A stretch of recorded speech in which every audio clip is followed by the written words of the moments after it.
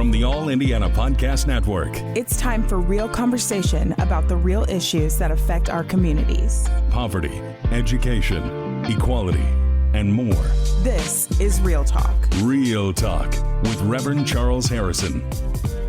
Welcome to Real Talk on the All Indiana Podcast Network. I am Reverend Charles Harrison, and on today's episode, I have three neighborhood leaders in the city who have been actively involved in trying to reduce the level of violence in their neighborhoods. And we will have a conversation today concerning the crime and violence in Indianapolis and what neighborhoods are doing across the city to try to reduce it.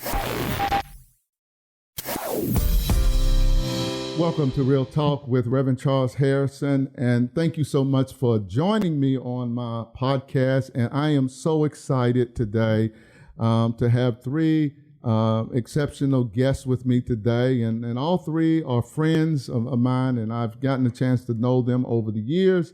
We have three neighborhood leaders. Debbie Conway is with us, and she's in the Bean Creek neighborhood on the south side of Indianapolis. We have Joe Garrison also with us. He is on the north side of Indianapolis, and he is a part of the North Shaylin Alliance, and he patrols around the 75th and Shaylin area. And then we have Ted Feeney, who I met years ago in the Butler-Tarkington neighborhood, and he happened to be the president of the neighborhood association during a very difficult time for the neighborhood. When several people were killed in that neighborhood in a very short period of time, which led to a mobilization of that neighborhood to try to address the issue of violence. So thank you all for being here, and welcome to Real Talk with Reverend Charles Harrison. Let's have a conversation today, and I am a proponent of what I call the bottom-up approach, and I really believe in the role of neighborhoods in working with law enforcement to try to help address the issue of violence. And I believe that there are a lot of community stakeholders in neighborhoods that do a lot of outstanding work, but a lot of times in neighborhoods, there is not this coordination of the efforts. A lot of groups tend to work in their own little silo, and they don't tend to coordinate their efforts. And when we have seen that in neighborhoods across the city, over my 29 years of living in Indianapolis, we have seen pretty good results. Ted, let me start with you, because you happen to be the president at the time in the Butler-Tarkington neighborhood, when that community really experienced levels of violence that it had not seen, I'm not for sure ever. But can you share a little bit about what was going on at the time, I think in 2015, when you were the president of the neighborhood association?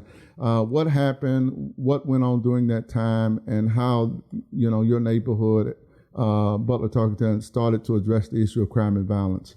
Sure. And yeah, thank you again for having us on today. And Butler-Tarkington neighborhood, we're talking about the area like 38th and Meridian, sort of the northwest corner of that intersection. It's a pretty big space. Back in 2015, we had 6 people shot and killed in a 9-week period of time.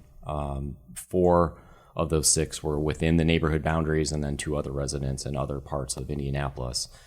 So it really just shock one right after another. The year before, in 2014, there was 1 homicide, a young man.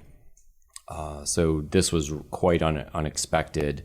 And the first 2 were the same week, within 3 days of each other. And, one of the second man, he's early 30s. He had been, what stuck with me was he was the third of his siblings to be shot and killed, and over 20 years. And just to see the look on, parents and family and, people well known in the community, it was that shock, and it was just horrific. And that started to mobilize people, law enforcement community, a lot of our, faith-based groups, nonprofits. You and I first met a couple weeks after that we tragically had a young 10-year-old boy killed in a drive-by shooting, just 10 years old. Just can't even fathom that. And that night at the actual scene, I saw that, the members of the Indianapolis 10-Point Coalition walking, around that scene, helping calm the situation. If you can imagine how just awful that would be for residents. And then you and I made contact shortly thereafter and started working together. So the plan after that is, you talked about mobilizing the community with what you have, groups working together that may not have before on a bigger scale. And it works. And we've seen it time and time again.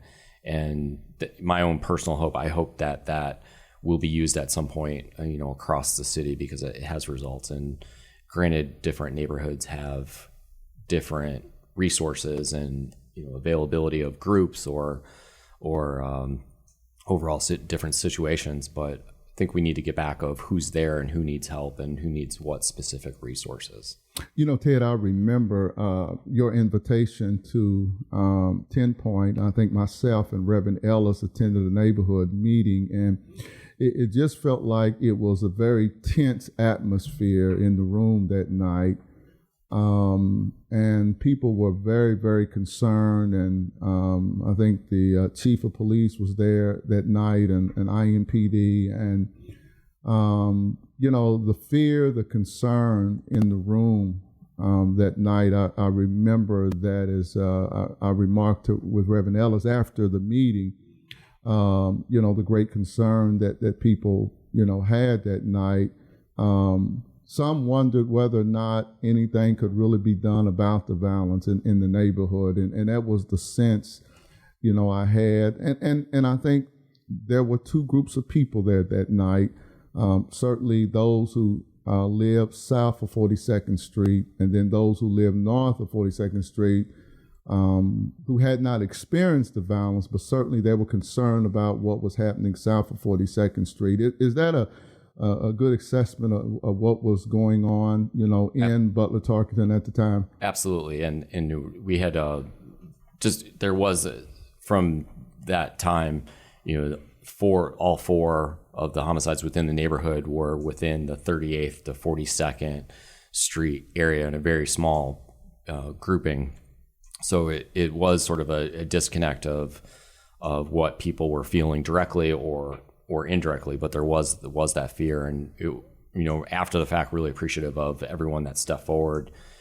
Yes, police chief, the public safety director at the time was there, IMPD, the district commander, a number of officers, faith-based groups showed up, nonprofits. It really was all hands on deck, and that fear you could feel it, in the room. And we saw like it doesn't happen overnight. It's a long slog to make a difference, but it can be done.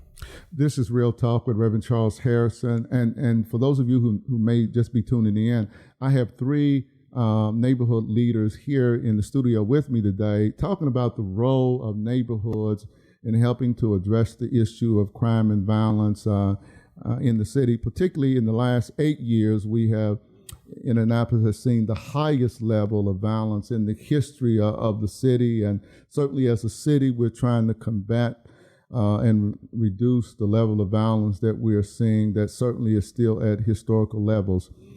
Joe, I kind of want to piggyback because there's some similarities, I think, between Butler Tarkington and what happened up in around the 75th and Shadeland area, which y'all formed a group called the North Shadeland Alliance. So I think in the course of 2 years, that area experienced about 9 criminal homicides. You want to talk a little bit about that and how you mobilized the community?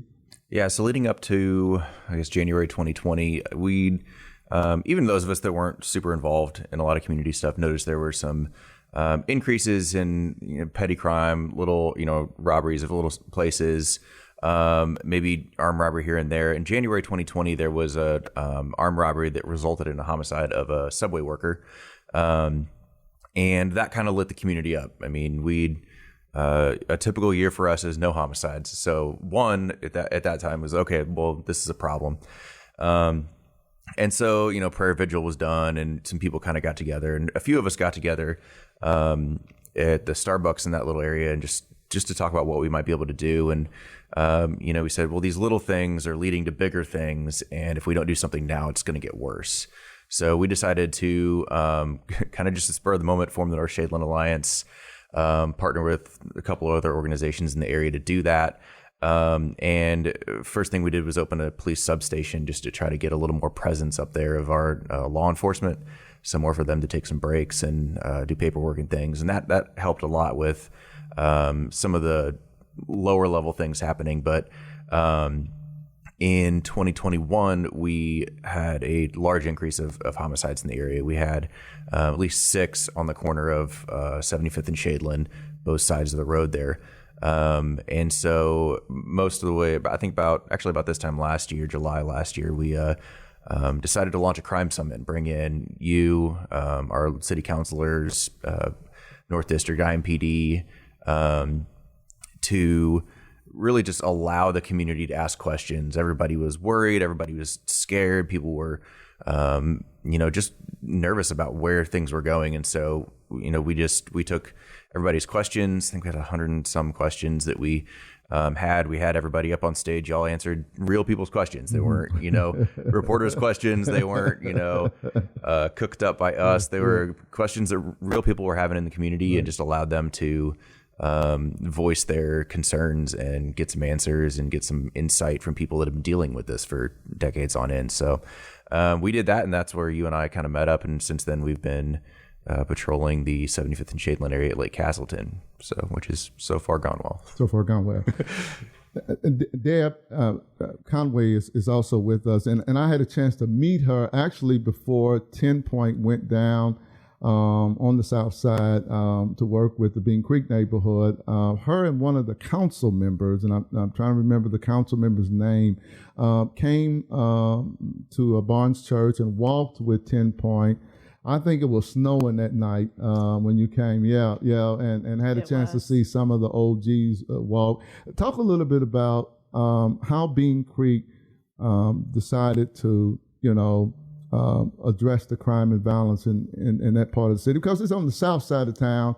And normally we didn't hear a lot about the violence on the south side of town. To be honest, most of it was in what we call the urban core. You're correct on that. And in 2016, there was an elderly gentleman who was unfortunately suffered an assault, a break-in in his home, and he was injured pretty severely. And his next door neighbor, Bernie Price, who's been a long-term resident of Bean Creek, decided that she wanted to start up what was a defunct Bean Creek Neighborhood Association. She wanted to start that back up. So she got on social media, and we gathered for our first meeting. And from that, we have just done everything that we could do, looking at other neighborhood associations.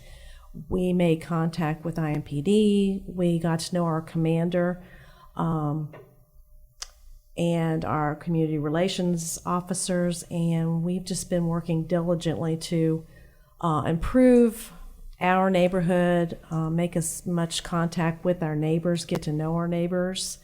We have had some homicides in our neighborhood in the last 2 years. They were both drug related. And after that, I talked to the FOP president, and he suggested you need to reach out to Reverend Harrison. And so that's when you and I talked on the phone, and we met, and you kind of came with me, and we drove around the neighborhood, and you kind of got to know a little bit about our neighborhood, and then we kind of formulated a plan of where we thought would be a good effort. And we've been doing that for a year now. We're not done. This is not a quick fix. And we don't have the level or the numbers of other areas of Indianapolis, but there is a quality of life issue in our neighborhood. We have homelessness. We have mental illness. Our neighborhood, unfortunately, was the area where Jake Laird lost his life, and a man who suffered from mental illness, who unfortunately had firearms. And so just getting out there and doing the hard work and not stopping no matter what. Is it a shock, and let's really have a real good conversation now. Is it a shock to some areas of the city that the violence has spread? For some of us in the urban core, we have always felt the perception that the violence was always viewed as a black problem, that it was in black neighborhoods and mainly the urban core. We really never felt like the rest of the city really cared because it wasn't affecting them. I guess, is that a true assessment, from our perspective as to how violence was viewed, in Indianapolis and when it started spreading into other areas that traditionally it normally didn't touch, how shocking was it? I think you're correct. I think you're correct. I know I can say that for the South Side because people just thought, oh, that's just the East Side. Right. And they thought that probably it would never come south. Okay. It's where a lot of IMPD officers live, and they live there because things just didn't happen on the South Side. But that's no longer true, and while it wasn't right to not concern ourselves with the entire health of our entire city, that's what's happened. Joe and Ted, what do you think? No one ever told me not to drive around 75th and Shadeland, but I've been told keep an eye out at 38th and Post at night. So I think that's probably accurate. Whether it's black neighborhoods or low income neighborhoods, I think that to some extent was the perception until the last couple of years when obviously in Bean Creek and the Shadeland community, it spread out to our area and it went, oh wait, it can come here. Okay. And I think that woke a lot of people up. I mean, that's why you saw the 400 some folks that showed up at our crime summit that was like, oh wait, right, this right. It's spreading out to this out to the suburbs here. What are we going to do now? So yeah, Ted. It's it's a very fair statement, and one of which is with Black residents are 30% of the city's population, but 80% of the homicides are with Black residents. And then also from a place perspective, there was, I think over the last decade plus, we've heard sort of hot spots, different places. And, it's changed over time, but it's been sort of the same consistent areas that are battling those issues, and that's tough to hear for a neighborhood, to have a neighborhood called a hot spot. It's definitely, and it's not fair for the residents that do live there and have to put up with that. So how do we address the overall city crime problem then? How do we get people from all parts of the city engaged in it? Does it take that area experiencing violence to get people, off the sideline into the game? I mean, how do we really address it? And, on a radio talk show, podcast, you touch on some issues. How much is it a race? How much is it a race that prevents us from having a much larger strategic plan to address the overall violence in Indianapolis? It's difficult to get people involved.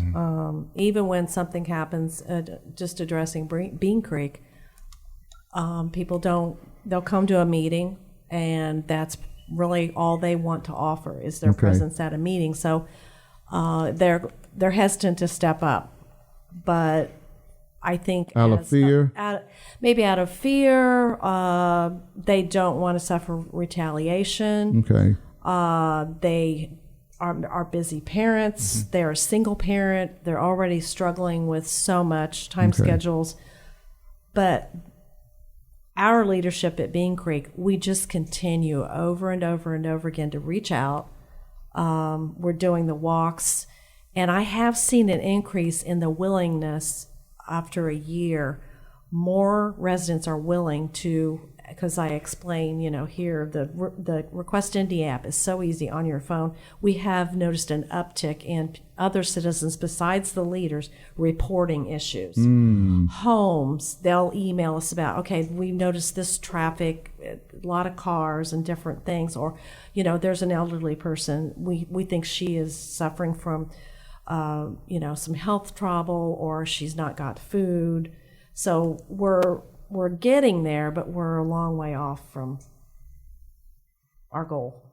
This is Reverend Charles Harrison with Real Talk, and today I have three guests with me today, three friends.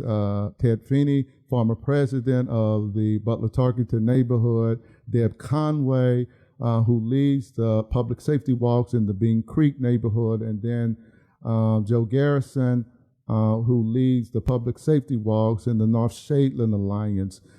Joe, what is your perspective on how do we get more people engaged in this issue and to address the citywide issue of curbing the level of violence? We're on pace for the third year in a row to reach 200 plus homicides. We're going to probably be close again to 1,000 plus shootings and several hundred stabbings. So even though we may not break a record, we're at the pace we're going to be close, and it looks like it's going to be the second highest homicide year in the history of the city. Yeah, I mean, fear's a heck of a motivator. So, Okay. when something goes wrong, when something happens, 2021 for us, August 2021, there was a huge outpour of support, whether that be people offering to help, people offering to donate so that someone else can help. But as now we're getting pretty close to a year without a homicide in the area. So I think people go from fear to apathy real fast. So they decide, it's kind of out of sight, out of mind. It's not necessary for my own survival and ability to thrive. So I'm just going to kind of focus on, I got kids, we're going to soccer games, we got church, we're going, all these kind of things. And, it's not understandable that they do that, but it's, I think, kind of human nature. So when things, where we're at right now, things are going pretty well. So it's hard to get people involved. It's something we struggle with for sure, is figuring out, okay, when things are going well, how do you get people to step up to the plate so that they continue to go well?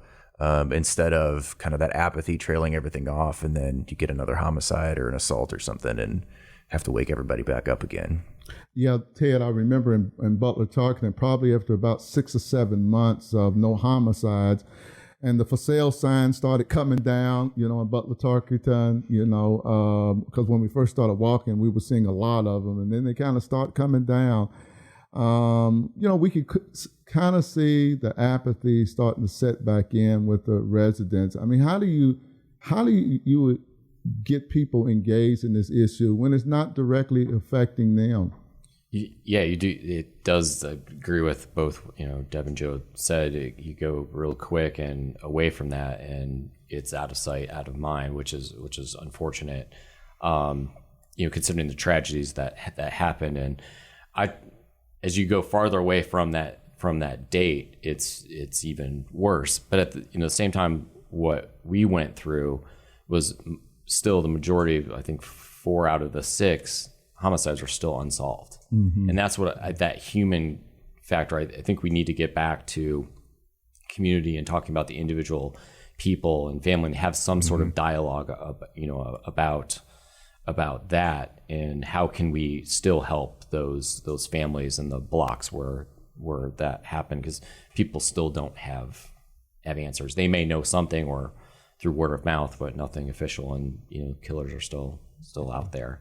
And then from a citywide perspective, I don't know if that's going to happen currently. And we've had sort of 7 years of there's been no comprehensive public safety plan, nothing, and focus on other things, or something else pops up, and there always seems to be something in the way, or a distraction, or there was a start of a dialogue and then it goes away, with COVID, or I think about the situation with what happened with there was a police action shooting of Aaron Bailey, broke a lot of trust, and then things didn't happen in 3 years, and then another individual loses his life in a police chase, and then all we think about is the lack of trust, and it doesn't help the conversation. So is that an issue? And what is the role of the city? What's the role of law enforcement? What are people's expectations of the city and law enforcement when it comes to the crime issue? Do people tend to look to them to fix it? When it comes to it, yeah. Probably to be a convener. Like, okay. And I go back to our situation in our neighborhood back in 2015, where as we worked in our neighborhood, and this was even before, we had representatives from the city and some of the different departments, come out. They still do, but to actively engage, to inform residents. How does the city work? How can our neighborhood align better? How can we get things done? Anywhere from public safety, sidewalks, things like that, streets paved. So the city could have. They were definitely there as a convener, a help, and I'm not feeling that now. Okay. They could bring people together to quality of life plans, but then what we hear publicly is, oh well, we're 10 less homicides from last year at this point. We're doing better. Are we? That doesn't seem to be the sort of the feeling across the city. There's a lot of frustration, but there to the point, there's also apathy, or it hasn't happened, or it's not on my block, so it's not a thing. There's a lot of everything, and it's unfortunate. Deb, what is the expectations of residents, as far as the role of the city, law enforcement, other elected officials when it comes to this issue of crime and violence in the city? I believe the residents, what their expectations are, is for the police to arrest those that are committing a crime, or what they see or perceive as committing a crime. That the city officials, for example, we have a home in our neighborhood that you and I have walked by. It is an area which there has been drug traffic. There was a fire which finally destroyed the entire garage. And so while all the reports have been filled out, the garage is still there. It's burnt out. There's still the drug trafficking. So they're frustrated because what they perceive as lack of action on either the police department or the city officials. Really, as community leaders, all we can do is find out the correct information of how this is handled, what can and can't be done, and try and relay that information to them so that they understand, okay, this is why it's not been taken care of yet, or why individuals have not been arrested, but it does not give them any hope. They still feel frustrated. Joe, I remember that night of 400 people, and I'm used to going to those events, and maybe we get 20, 30, 40 people at the most. I'm not used to 400 or 500 people. What is the feeling in the neighborhood about what is the role? And I forgot to put the prosecutor in there, the prosecutor, the city, the police department. What are residents expecting from these entities when it comes to addressing this issue of the surging, rising violence in the city? Yeah, I think, it's kind of multifaceted to some extent. I think we've heard, we don't see cops around enough. They're not patrolling in the neighborhoods, those kind of things. They don't realize we don't have enough police for that. Right. In the first place, the IMPD is down several officers. So kind of that, looking at it as kind of, OPP, other people's problems, saying, well, it's not my problem, let the police deal with it, let the prosecutor deal with it, let all that kind of stuff deal with it. Now, most people don't really know how that all works, as they've said, so that can be a problem too. I think the other thing that prevents people from being involved in it is just overestimating how hard it is to be involved. And so when they think, I'm going to leave it up to police and my elected officials, and they should be able to handle it all, they kind of don't realize it's not actually super hard to get involved. What you and I do and what others do around the neighborhood, walking around some of these harder hit areas, it's not a difficult job. Right. For the most part. It's going to be more difficult in different areas, but definitely up in our area, it's not a difficult thing. It's just, the power of being there and getting to know people and people seeing you on a regular basis. I think we overestimate how hard it is to actually make a difference. So kind of self-remove and decide, it's not for me, I can't do it. I think there's that communication piece where we had sort of formal groups set up, and we were able to get the word out to residents on on a variety of topics, public safety, one of them.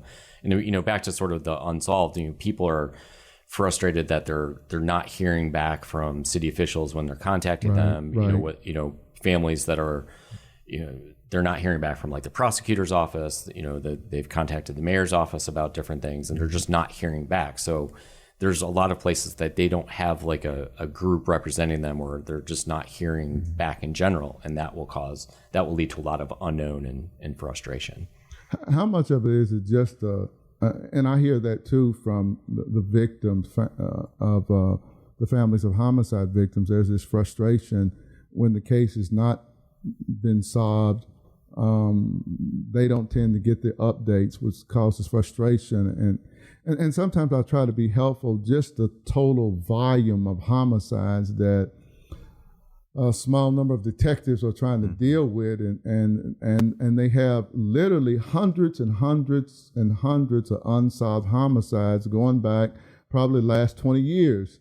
And I know some leaders have proposed maybe creating another unit that just dealt with cold cases, because repeatedly, each month we may have 15 to 30 homicides a month, and it just keeps piling up. And if they go unsolved, that's the the kind of stress I think law enforcement is under. And one of the frustrating things I think from my perspective is there's this code of silence out there, and trying to get residents to come forward with information about the homicides. We talk about Butler Tarkington. Certainly we have heard the names of the individuals who have committed those homicides, but we haven't been able to get people to come forward. And I think that's a frustrating part of it too, that this code of silence. Oh yeah, agreed on that point. And there's residents out there that, they're taking credit for maybe things that they've done or say that they're doing when they're actually in the game and a big part of the problem. And that's just an interesting dynamic of neighborhood. Well, I remember one night in a meeting that some of the drug dealers were trying to convince us to focus on the homicides and not the drug dealing that was causing the homicide. So, let's talk about the whole gun issue. It is a big issue, the whole gun issue, and whether there ought to be, stiffer laws to address the gun issue, particularly the assault weapons, the AR-15s, that somehow, if we address that issue, it will lower the level of violence. What's your thought on that? What are you hearing out there in the community about the whole gun issue? And if our legislators would just address that issue, it would somehow bring down the level of violence or address the issue of mental health, those issues. Joe, let's start with you. Sure. I think a lot of people would like to see, assault weapons bans, those kind of things. We often look at those as like a kind of a black and white either or situation. We can ban assault weapons and then everything will be better, or we can handle mental health and everything will be better. When really, I think in reality, it's a both and situation. There's going to need to be some give and take on both sides, and there may be additional gun laws that will help. There's certainly additional things we can do as a society to help people who are in mental health crisis and dealing with those kind of things. Unfortunately, none of them are easy, and I think we like to look at them like they'll be easy. If we just pass this one law or these two laws, everything's going to get better. Or if we just give an extra, $500 million to mental health, the problem's solved. And that's a quick way for a politician to pat themselves on the back. Hey, we got this done, but we didn't. And I think it's going to be a lot harder than I think we want to believe it is. Yeah. Deb, it's a great way. It's probably the best statement I've heard in a long time. There is no easy answer, and someone asked me a similar question this week, and I said, well, you have to realize that, first of all, people who commit those crimes, they may or may not have had a legal gun permit, which now that's no longer in the spotlight. but they often don't go in a gun store and buy that. Those guns are sold on the street every day. So it's, like Joe just said, it's much more complicated, and it's a 2 and 3 faceted solution. Okay. Yeah, I agree on the complexity of it. And, I think everyone sort of comes out from their respective corners. They fight, go back, and it just repeat. But we have to look at a situation where across Indianapolis right now, there are, 12, 13, 14, 15-year-old kids, and most of them are carrying. Mm-hmm. They, for a variety of reasons, they don't feel safe. They're doing whatever. It's for a variety of reasons, and we have to really address the issues with our youth. So if it's if it's mental health, education, what resources do they actually need? And I think we need to drill down on that. It's going to be probably have more success there than our traditional fights about guns. Do you feel like we are trying to address the root causes of the violence, or are we focused more on the symptoms of it? As Indianapolis certainly has come into the national spotlight probably the last 6-7 years with the level of violence that this city is experiencing. Do you feel like as a city we are really addressing the root causes of it, or are we focused more on the symptoms of the violence and trying to address the symptoms? What do you think? Deb, what do you think? Are we focusing on, the root causes of it, or the symptoms? I don't think we're focusing on the root cause as much as the symptoms. Okay. My perception and the people I've talked to in my neighborhood is the city, they will get a large sum of grant money and then they just kind of toss it to different groups. And there might be great efforts that go on, but we're not addressing the mental health and the safety and what our youth are considering normal behavior. They may see dad with a gun and they, their friends at 12 and 13, that's normal to them. And it's really harmful. Yeah. Joe, what do you think? Yeah. I mean, I think it's easier to address the symptoms and the root causes. We look at, it's, or maybe it's not, but we look at, gun laws. That's an easy thing to change. It's not really, but it feels like the easy thing to change. We can do that, or we can throw a bunch of money at things. But, you look at it and, like Ted said, there's children that are going through certain things. They, have a dad's in a gang or dad's not home. Right. Different things, happening. They're, seeing drug trafficking around them and all these different things.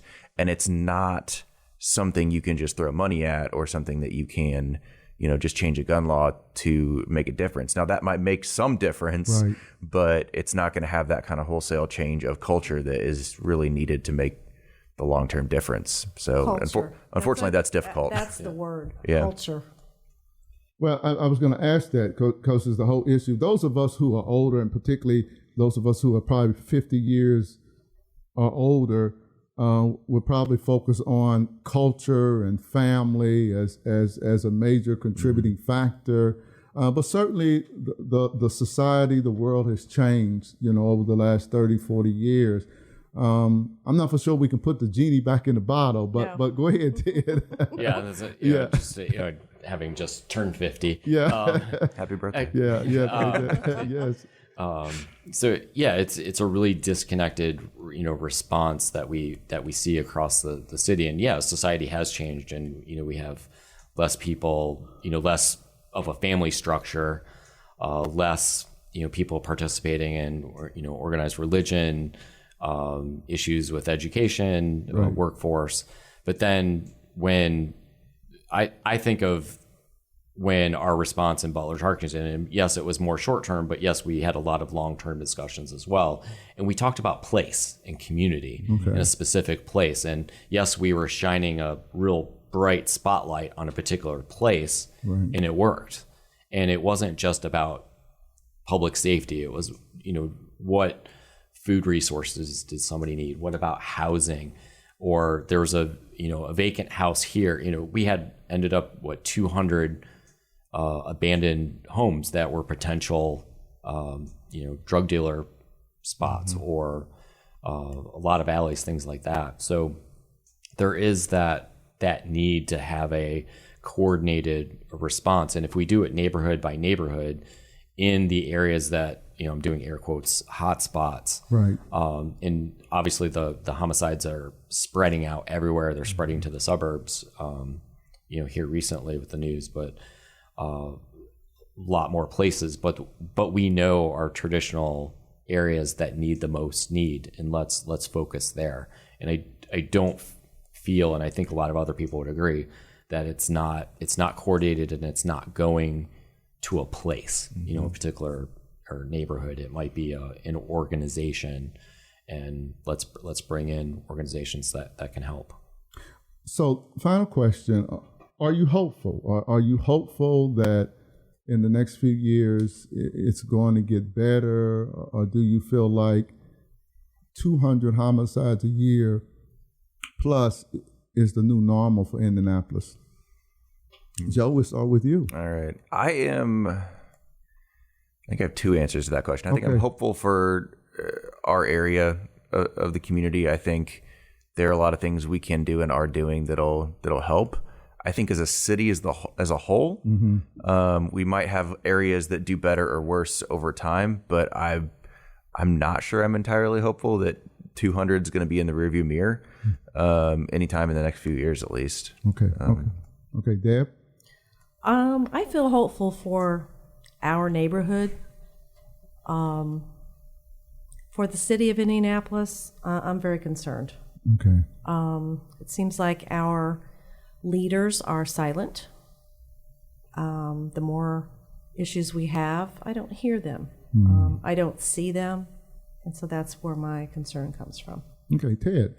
I'm concerned about the direction. I don't think 200 is going to be the stopping point. I think it's going for the immediate future is going to be that. But I'm hopeful because I've seen the positive impact. I feel like, we've done this, we've had success, and, really appreciate the leadership of both Deb and Joe and what you're doing, and all the neighborhood leaders and residents out there that are making a difference. So appreciate all your efforts, and you as well, Garrison.